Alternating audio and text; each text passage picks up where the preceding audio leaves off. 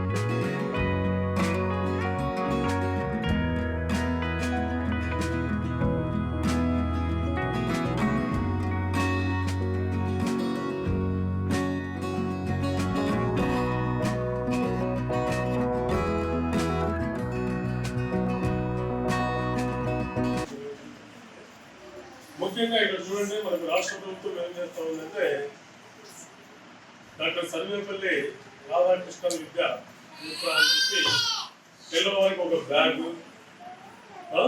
అందులో దానికి సంబంధించిన పాఠ్య పుస్తకాలు, తర్వాత వేసుకోవడానికి షూ ఇస్తున్నారు, తర్వాత సాక్స్లు ఇస్తున్నారు, వేసుకోవడానికి బెల్ట్ కూడా ఇస్తూ ఉన్నారు, 2 జతల గుడ్డలు ఇవన్నీ ఇచ్చారు.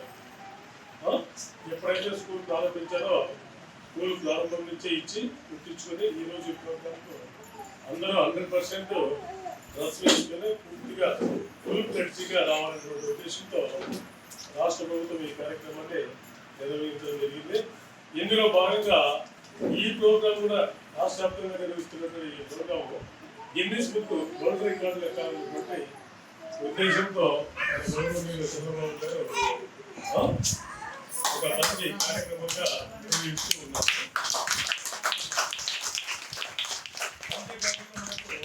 మధ్యాహ్న భోజన పథకం కూడా చొక్కా సీతమ్మ మధ్యాహ్న భోజన పథకం అని చెప్పి ఇంతకుముందు జగనన్న కుటుంబంలో ఉండాలి, అది పోయి ఇప్పుడు చొక్కా సీతమ్మ పెట్టడం జరిగింది. అందులో భాగంగా చిక్కీలు మారాయి, నేను కూడా కొంత మారింది, అన్ని బాగున్నాయి, మంచి పౌష్టికాలు ఉంటున్నారు. గుడ్డు కూడా మనకు మార్కెట్ పెద్ద గుడ్డే ఫస్ట్ ఇప్పుడు మంచి గుడ్లు ఇస్తున్నారు, అంటే మంచి పోషకాహారం ఇస్తున్నారు, మంచి పాఠ్య పుస్తకాలు ఇచ్చారు, మంచి గ్రీన్ కానల్ బోర్డ్స్ ఉన్నాయి, మనకు మంచి టీవీ ఇచ్చారు.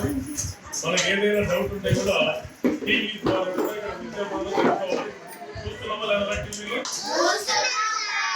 టీవీలో పాటలు పెట్టుకోవచ్చు, మనము పాటలు పెట్టుకోవచ్చు, డ్యాన్స్ పెట్టుకోవచ్చు, రైమ్స్ పెట్టుకోవచ్చు, ఏది కావాలన్నా కూడా మనకు టీవీలో ప్రతి ప్రోగ్రాం అందుబాటులో ఉంది. కాబట్టి ఇక్కడ మనము ఎక్కడో ప్రైవేట్ పాఠశాలకు వెళ్ళి చదువు వృధా చేసుకునేదానికంటే గవర్నమెంట్ పాఠశాల గురించి చదువుకోవడం మంచిదా, అక్కడికి పోవడం